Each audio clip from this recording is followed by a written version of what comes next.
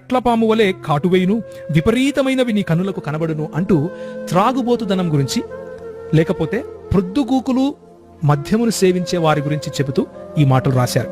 20వ అధ్యాయము 1వ వచనంలో కూడా దాని వశులై ఉండే వారి గురించి అన్నట్లుగా మనం స్పష్టంగా చూస్తాం.